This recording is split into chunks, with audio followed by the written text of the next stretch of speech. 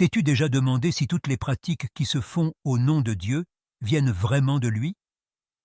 Souvent, ce qui semble spirituel peut cacher un courant sous-jacent tout à fait humain, ou pire, manipulateur. Aujourd'hui, plus que jamais, l'Église est confrontée à un défi alarmant: la prolifération de fausses onctions du Saint-Esprit. Ce phénomène, promu par les faux enseignants et les pasteurs de la prospérité, a détourné des milliers de personnes de la vérité biblique vers des pratiques qui, loin de glorifier Dieu, embrouillent et asservissent les croyants. Si tu pensais que toutes les manifestations spirituelles étaient authentiques, prépare-toi à découvrir comment ces fausses onctions, qui vont du rire sacré à l'idolâtrie du leader, ont infiltré des communautés entières. Pourquoi tant de gens se laissent-ils séduire par ces tromperies? Quels signes dois-tu rechercher pour distinguer le vrai du faux? Dans cette vidéo, nous te révélons les 9 fausses onctions les plus dangereuses, dont une qui changera certainement ton point de vue pour toujours. Dans certains cercles religieux, certains vivent des épisodes de rire incontrôlés, affirmant qu'il s'agit de l'œuvre du Saint-Esprit. Cependant, ce phénomène, connu sous le nom de « onction du rire sacré », ne repose sur aucune base biblique solide. Nulle part dans les Écritures, il n'est fait mention du fait que le Saint-Esprit produit de telles manifestations. Au contraire, le fruit de l'Esprit comprend la maîtrise de soi, Galates 5, 22-23, ce qui semble faire défaut dans ces situations. Imaginez une personne essayant de prier, alors qu'un groupe autour d'elle ne peut s'empêcher de rire. L'attention n'est plus portée sur Dieu, mais sur la confusion. De plus, ces pratiques peuvent être un piège pour détourner les croyants de la véritable adoration. Un cas bien connu est celui du Réveil de Toronto dans les années 1990, où de telles manifestations étaient courantes. Mais cela a-t-il vraiment édifié l'Église ou renforcé les fidèles dans leur foi? Si l'on cherche à faire l'expérience du Saint-Esprit, il faut commencer par l'étude de la parole de Dieu et la prière sincère, et non par la recherche de sensations fortes momentanées qui peuvent détourner de l'objectif éternel. Dans certains endroits, on a observé des pratiques où les croyants imitent le comportement et les sons des animaux, prétendant qu'il s'agit d'une manifestation divine. Certains rugissent comme des lions ou hurlent comme des loups, prétendant qu'ils symbolisent l'autorité ou la force de Dieu.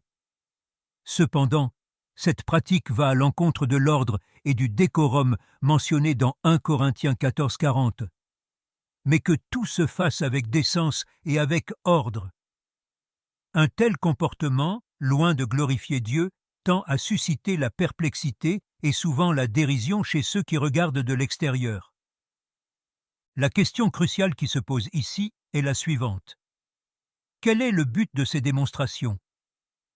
Au lieu d'être édifiantes, elles détournent souvent le message central de la parole. Par exemple, au cours d'un culte, une personne qui se met à imiter un animal risque de détourner l'attention des autres sur son comportement.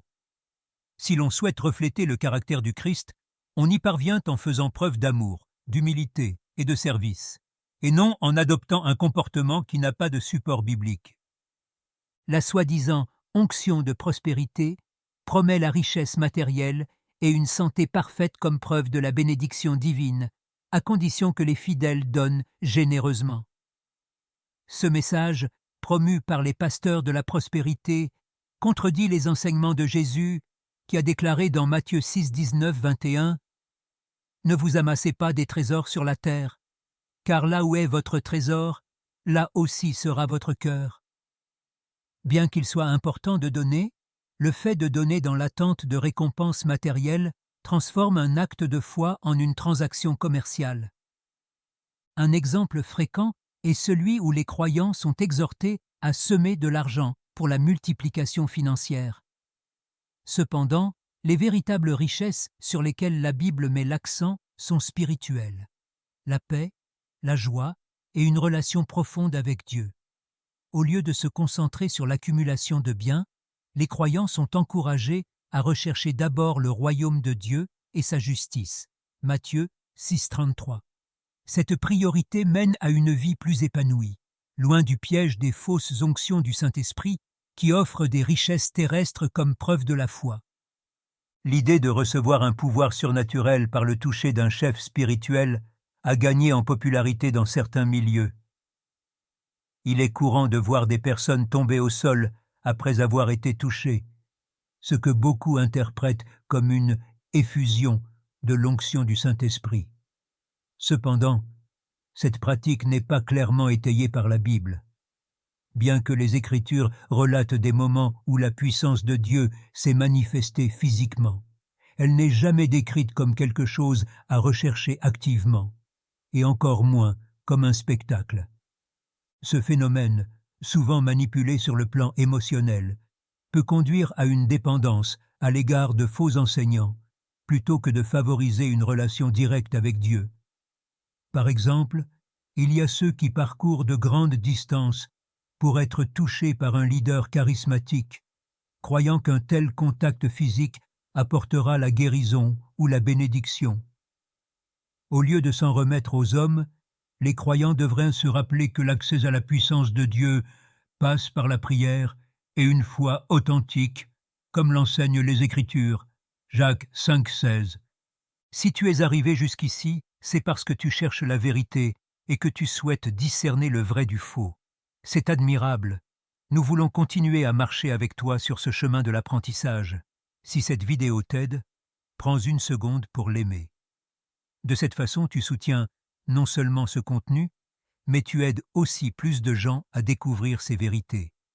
Et si ce n'est pas déjà fait, abonne-toi à la chaîne et active les notifications pour ne manquer aucune de nos prochaines vidéos. Ta croissance spirituelle est notre priorité. Lors de certains offices, les fidèles disent ressentir une brise surnaturelle qui, selon eux, représente la présence du Saint-Esprit. Ce phénomène, connu sous le nom de onction du vent, est présenté comme un signe tangible du divin. Cependant, la Bible ne soutient pas la recherche de manifestations physiques comme preuve de l'œuvre de l'Esprit. Dans Jean 3,8, Jésus mentionne que l'Esprit est comme le vent. On ne le voit pas, mais son effet est ressenti spirituellement et non physiquement. Insister sur ces expériences peut conduire à mal comprendre leur véritable nature. Cette obsession du sensoriel détourne souvent du véritable objectif du culte. Adorer Dieu en esprit et en vérité. Jean 4, 24. Imaginez quelqu'un qui s'attend à ressentir un vent spécifique pour prouver la présence divine, alors qu'en réalité, l'évidence du Saint-Esprit se reflète dans le fruit qu'il produit dans la vie du croyant. Plutôt que de rechercher des sensations extérieures, l'invitation est d'approfondir la parole et de cultiver une foi mature qui ne dépend pas du visible. Le onction d'or fait référence à des phénomènes tels que l'apparition de poussières d'or ou les transformations miraculeuses des dents lors des rassemblements chrétiens. Ceux qui promeuvent ces pratiques prétendent qu'il s'agit de signes de la présence de Dieu, mais ces manifestations n'ont aucun fondement dans les Écritures. Au lieu de rechercher des signes extraordinaires, la Bible nous appelle à marcher par la foi et non par la vue. 2 Corinthiens 5,7. Dans de nombreux cas, ces expériences sont manipulées pour renforcer l'autorité des faux enseignants et des pasteurs de la prospérité. Il est important de s'interroger sur le but de ces événements. Édifie-t-il spirituellement les croyants ou les distrait-il par le spectaculaire? À une occasion, il a été rapporté que quelqu'un a prétendu avoir reçu une dent en or comme preuve de l'onction du Saint-Esprit, mais cela n'a fait qu'accroître la confusion. La véritable preuve de la présence de Dieu n'est pas dans ce qui brille, mais dans une vie transformée et une croissance du caractère chrétien, comme le reflète le fruit de l'Esprit. Galates 5, 22, 23. L'onction dite extatique se manifeste par des états de transe ou des visions que les participants attribuent à l'œuvre de Dieu. Bien que la Bible contienne des récits d'expériences surnaturelles tels que les visions d'Ézéchiel ou de l'apôtre Jean dans l'Apocalypse, il s'agissait clairement de révélations divines intentionnelles et non d'émotions incontrôlées. En revanche, de nombreux cas modernes semblent reposer sur des émotions collectives ou des manipulations plutôt que sur de véritables interventions du Saint-Esprit. Un exemple typique est celui des personnes qui affirment être entrées en transe pendant un service, perdant ainsi la conscience de leur environnement. Ces expériences, si elles ne sont pas évaluées à la lumière des Écritures, peuvent ouvrir la porte à de fausses onctions du Saint-Esprit. La Bible nous exhorte à éprouver les esprits pour nous assurer qu'ils viennent de Dieu. 1 Jean 4, 1. Au lieu de rechercher l'extase émotionnelle, il faut se concentrer sur la compréhension et l'application de la parole qui suffit à transformer les vies. L'onction tremblante est décrite comme des mouvements involontaires, des tremblements ou même des convulsions pendant les moments d'adoration, censés être provoqués par la présence du Saint-Esprit. Cependant, ces manifestations contrastent avec la nature ordonnée et paisible que la Bible attribue à l'œuvre de l'Esprit. Dans 1 Corinthiens 14, 33, il nous est rappelé que Dieu n'est pas un Dieu de confusion, mais de paix. De telles expressions ont tendance à semer la confusion et à s'éloigner de l'objectif central du culte. Un cas fréquent est de voir des responsables encourager de tels tremblements comme preuve d'une onction spéciale, mais cela est souvent plus émotionnel que spirituel. Imaginez un nouvel arrivant dans l'Église, confronté à un spectacle de secousses. Au lieu de ressentir de la paix, il ou elle pourrait en ressortir confus. Les véritables signes du Saint-Esprit ne génèrent pas le chaos, mais des fruits visibles dans la vie quotidienne. L'amour, la patience et la maîtrise de soi. Galates 5, 22, 23. L'idolâtrie envers les pasteurs ou les chefs spirituels est devenue une pratique courante dans certains endroits, où les gens attribuent à ces hommes et à ces femmes un niveau d'autorité presque divin. Cela se voit dans les congrégations où les fidèles croient que la bénédiction de Dieu dépend uniquement de la prière ou de l'intervention du leader. Pourtant, la Bible est claire.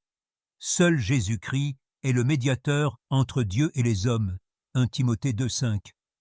La dépendance à l'égard d'un seul homme peut devenir un obstacle à une foi authentique et personnelle.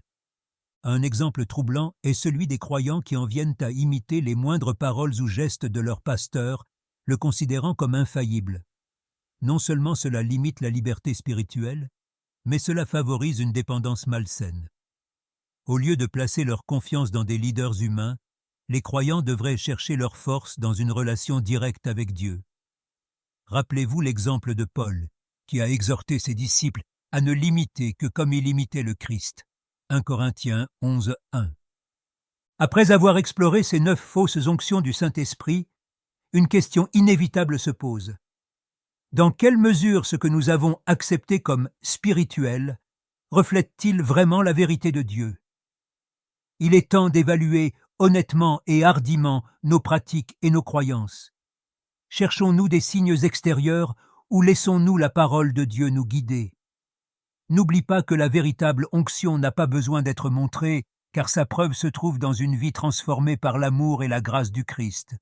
À présent, c'est à toi de jouer. Quelles mesures vas-tu prendre pour éviter que ta foi ne tombe dans ces pièges? Réfléchis à ceci.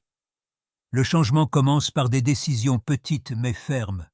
Creuse profondément dans les Écritures, prie pour avoir du discernement et n'aie pas peur de remettre en question ce qui ne correspond pas à la vérité biblique. Si ce contenu t'a interpellé, n'oublie pas de t'abonner à notre chaîne et d'activer les notifications.